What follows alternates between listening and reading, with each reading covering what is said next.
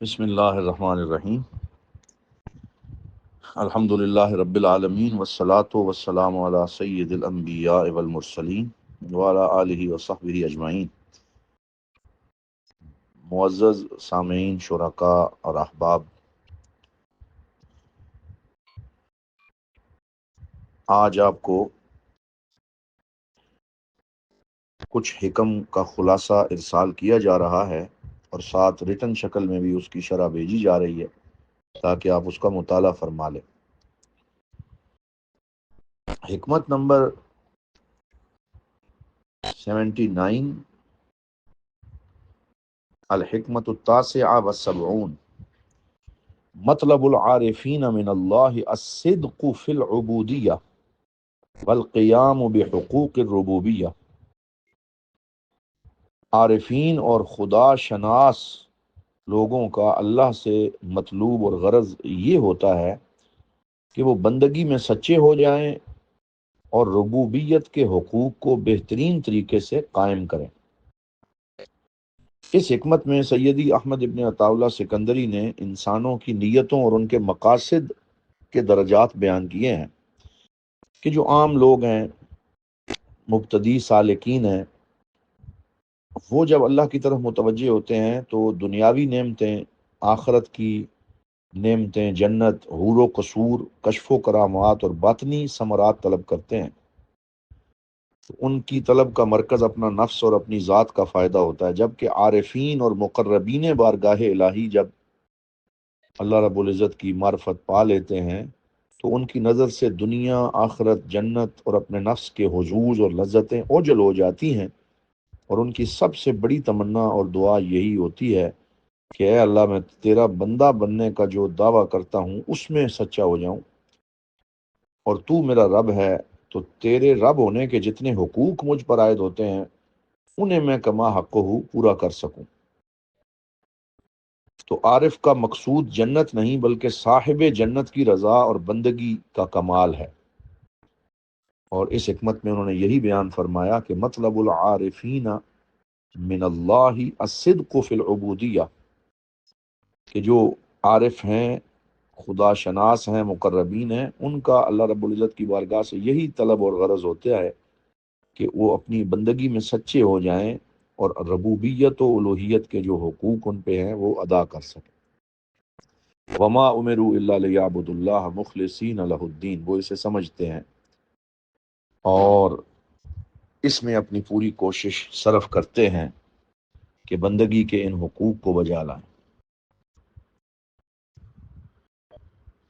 تو گویا یہ مقام محبت اور مقام تجارت کا فرق واضح کیا جا رہا ہے۔ جیسے حضرت سیدہ رابعہ بصریہ فرماتی تھیں کہ خدایا، اگر میں تیری عبادت دوزخ کے خوف سے کرتی ہوں تو مجھے دوزخ میں جھونک دے، اور اگر جنت کی طمع میں کرتی ہوں تو مجھے اس سے محروم کر دے، لیکن اگر میں صرف تیری ذات کے لیے تیری عبادت کرتی ہوں تو مجھے اپنی جلوہ ازلی سے کبھی محروم نہ کرنا۔ الحکمت الثمانین، حکمت نمبر 80، بساطک کئی لا یبقیک مع القبض وقبضک کئی لا یترکک مع البسط واخرجک عنہما کئی لا تکون لشیء دونہ۔ فرماتے ہیں اے سالک اور اے مرید، اللہ نے تجھے بسط یعنی دل کی کشادگی اور خوشی عطا کی تاکہ وہ تجھے انقباض کی کیفیت میں نہ رہنے دے، اور اس نے تجھے انقباض میں مبتلا کیا تاکہ وہ تجھے بسط کے ساتھ غافل نہ چھوڑ دے، اور اس نے پھر تجھے ان دونوں احوال سے باہر نکال دیا تاکہ تو اس کے سوا یعنی اللہ کے سوا کسی شے کا ہو کر نہ رہ جائے۔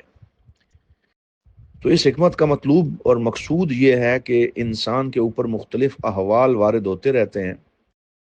کبھی حالت انبساط اور حالت بسط اس پہ طاری ہوتی ہے جس میں وہ کشادگی، خوشی، راحت، کیفیت محسوس کرتا ہے، اور کبھی اس پہ حالت انقباض یا حالت قبض ہوتی ہے جس میں وہ اپنی طبیعت میں گھٹن، تنگی اور جلال محسوس کرتا ہے، اور یہ دونوں جو قبض اور بسط یا انقباض اور انبساط کی کیفیتیں ہیں، یہ تصوف کے مقامات اور درجات ہیں، اور ان دونوں کے اپنے اپنے فوائد اور ثمرات ہیں، لیکن یہ دونوں مقصود بالذات اور انسان کی منزل نہیں ہیں کہ انسان انہی پہ قناعت کر کے بیٹھ جائے کہ میں حالت بسط میں پہنچ گیا تو اب یہی میری منزل ہے، تو یہ منزل نہیں ہے۔ لہذا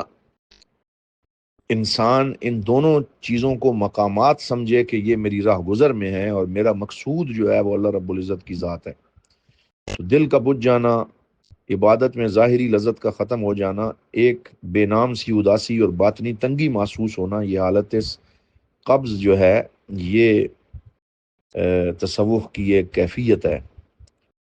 اور یہ اس لیے طاری ہوتی ہے تاکہ نفس غافل اور سرکش نہ ہو جائے اور وہ عاجزی اور تڑپ کے ساتھ اللہ کی طرف رجوع کرے۔ حالت بسط دل کا کھل جانا، باطنی فرحت اور سرور محسوس ہونا، اور عبادت اور طاعت میں شدید رغبت اور لذت پانا، یہ حالت اس لیے آتی ہے تاکہ سالک انقباض کی تنگی سے مایوس ہو کر کہیں ہمت نہ ہار بیٹھے۔ تو امام ابن عطا اللہ فرماتے ہیں کہ اللہ تعالیٰ اپنی ربوبیت اور تربیت باطنی کے تحت سالک کو ان دونوں احوال میں الٹتا پلٹتا رہتا ہے، لیکن سلوک کا کمال اور آخری منزل یہ ہے کہ سالک ان کیفیات کا غلام نہ بنے، چونکہ یہ کیفیات بدلتی رہتی ہیں، اس لیے عارف وہ ہے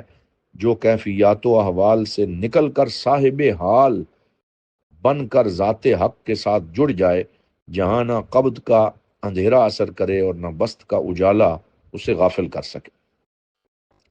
واللہ یقبض و یبسط و الیہ ترجعون، اور اللہ ہی یہ کیفیات عطا کرتا ہے کہ وہ کبھی رزق اور کیفیات کو تنگ کرتا ہے، اور وہی کشادگی عطا کرتا ہے، اور اسی کی طرف تم لوٹائے جاؤ گے۔ اولیاء کرام کے نزدیک باطنی رزق کیفیات قلب پر بھی رزق کا لفظ صادق آتا ہے۔ تو کیفیات سے بالا تر ہونے کی یہاں پہ تنبیہ کی جا رہی ہے کہ لِكَيْ لَا تَأْسَوْا عَلَىٰ مَا فَاتَكُمْ وَلَا تَفْرَحُوا بِمَا آتَاكُمْ، تاکہ تم اس چیز پر رنجیدہ نہ ہو جو تم سے فوت ہو جائے، اور اس پر اتراؤ نہیں جو وہ تمہیں عطا فرمائے۔ حقیقی عارف اسی قرآنی سانچے میں ڈھل کر باطنی انقباض پر شکوہ نہیں کرتا اور بسط پر مغرور نہیں ہوتا، اور حضور نبی رحمت صلی اللہ علیہ وسلم اکثر یہ دعا مانگا کرتے، یا مقلب القلوب ثبت قلبی علی دینک، کہ اے دلوں کو پھیرنے والے، میرے دل کو اپنے دین پر استقامت عطا فرما۔ تو دل کا ایک حال سے دوسرے حال میں جو پلٹنا ہے اور تقلیب ہے، یہ اللہ کی قدرت کی علامت ہے، اور سالک کا مقصود اس تلون اور بدلاؤ کے اندر ثبات قدمی حاصل کرنا ہے اور ثابت قدم ہونا۔ تو اس لیے اس حکمت میں انہوں نے یہ فرمایا کہ یہ حالت قبض اور حالت بسط در حقیقت یہ تمہاری کیفیات ہیں۔ اگر دل میں تنگی ہو تو مایوس نہ ہو،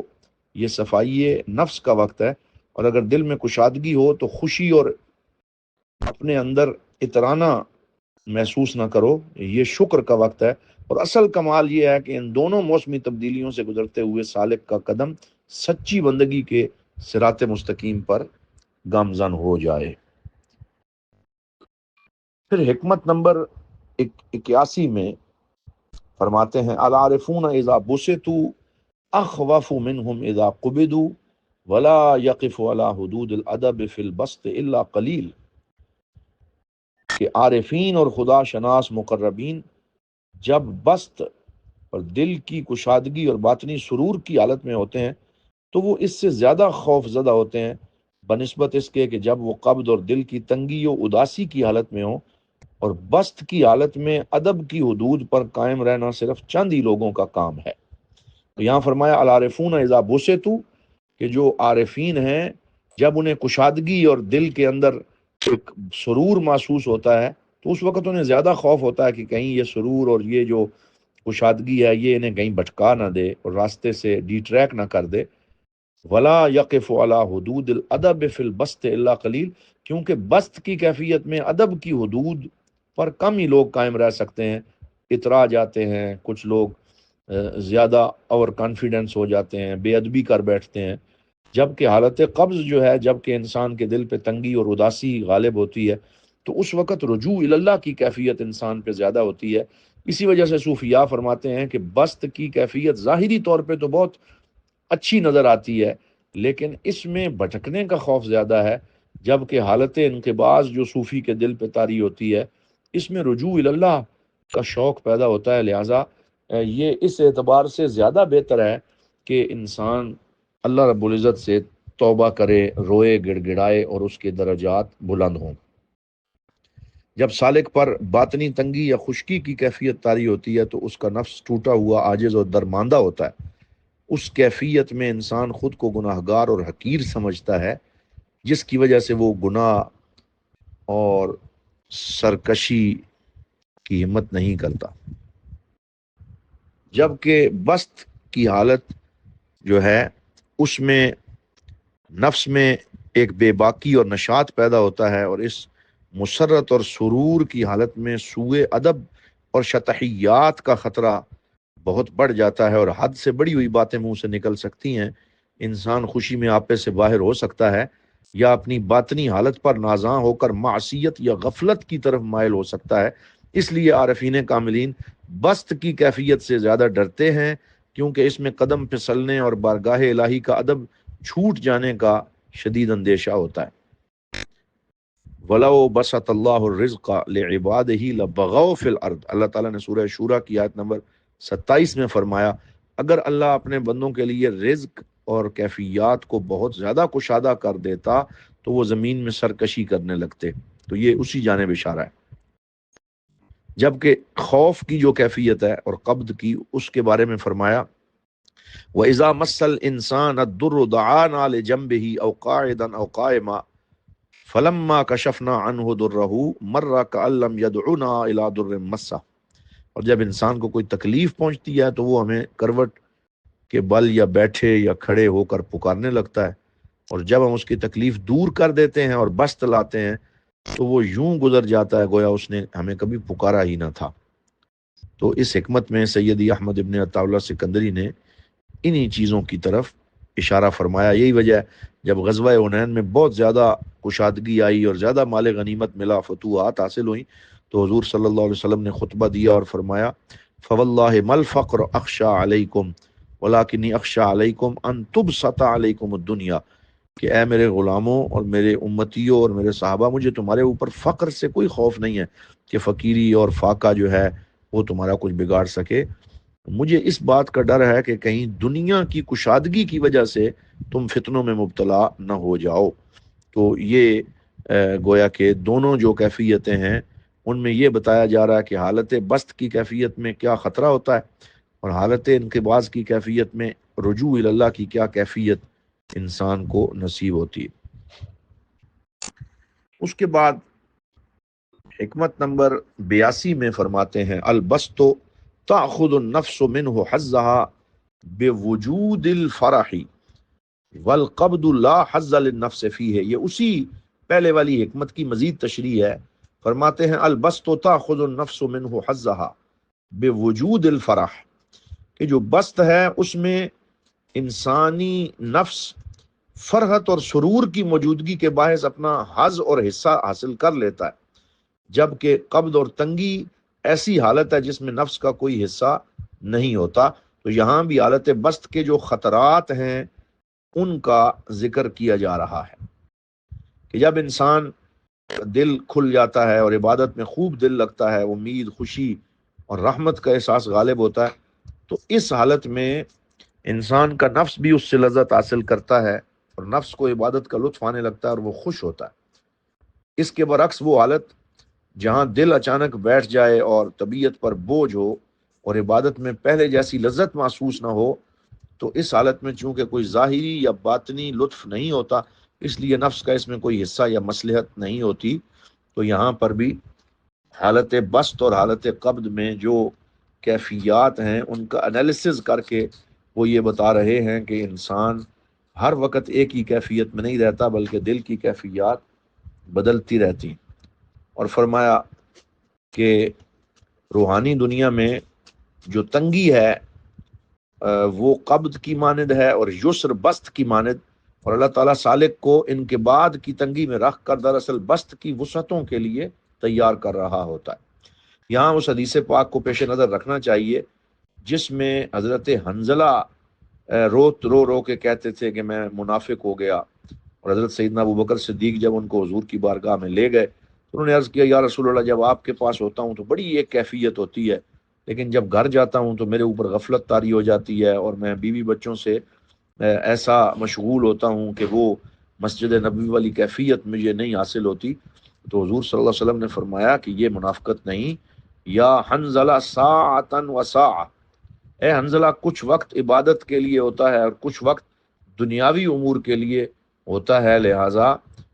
ہر وقت کیفیت ایک جیسی نہیں رہتی۔ ضروری یہ ہے کہ انسان اللہ رب العزت کی بارگاہ سے اپنی امید رکھے اور اللہ کریم کی بارگاہ کے ساتھ ہی جڑا رہے۔ حکمت نمبر 83 میں فرمایا ربما اعطاک فمنعک وربما منعک فاعطاک، کہ بسا اوقات ایسے ہوتا ہے کہ بظاہر کوئی نعمت اللہ تمہیں عطا فرما دیتا ہے لیکن حقیقت میں وہ تمہیں محروم کر رہا ہوتا ہے، اور بسا اوقات وہ تمہیں کسی چیز سے محروم کر دیتا ہے لیکن حقیقت میں وہ تمہیں کچھ عطا فرما رہا ہوتا ہے اور انسان کو سمجھ نہیں آتی۔ تو یہاں منع و عطا کا فلسفہ بیان کیا کہ کبھی کبھی کسی چیز میں بظاہر عطا نظر آتی ہے لیکن حقیقت میں منع ہوتا ہے،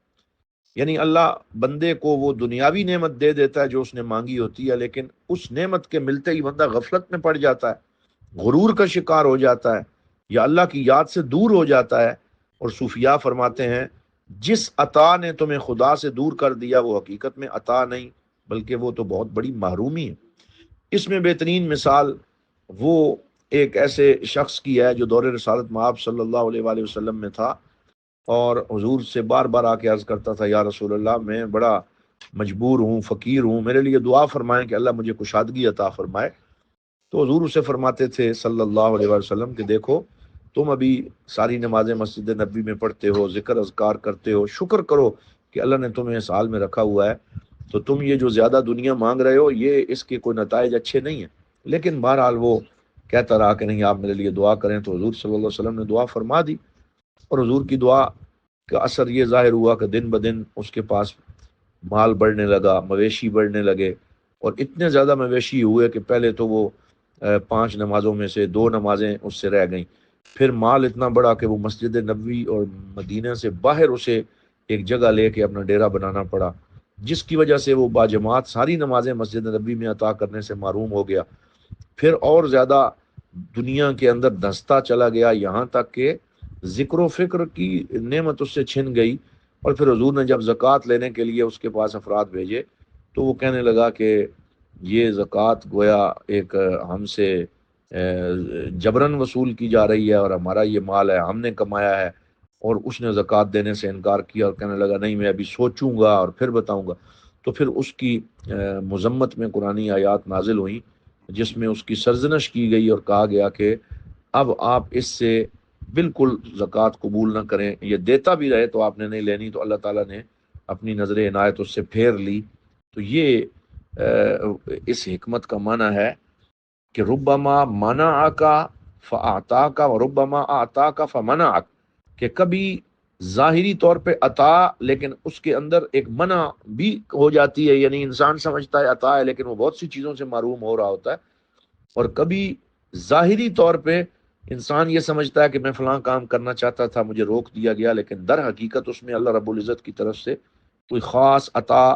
مضمر ہوتی ہے، چھپی ہوتی ہے، جس کا انسان کو سمجھ نہیں آ رہا ہوتا۔ یعنی عسیٰ ان تکرہوا شیئا وہو خیر لکم وعسیٰ ان تحبوا شیئا وہو شر لکم واللہ یعلم وانتم لا تعلمون، یعنی عجب نہیں کہ تم ایک چیز کو ناپسند کرو اور وہ تمہارے حق میں بہتر ہو، اور ایک چیز کو تم پسند کرو اور وہ تمہارے حق میں بری ہو۔ اللہ جانتا ہے اور تم نہیں جانتے، لہذا انسان کو کبھی بھی چیزوں کے ظاہر پہ نہیں جانا چاہیے بلکہ ہمیشہ اللہ رب العزت کا ذکر و فکر اور جس حال میں اللہ رکھے اس حال میں راضی رہنا چاہیے۔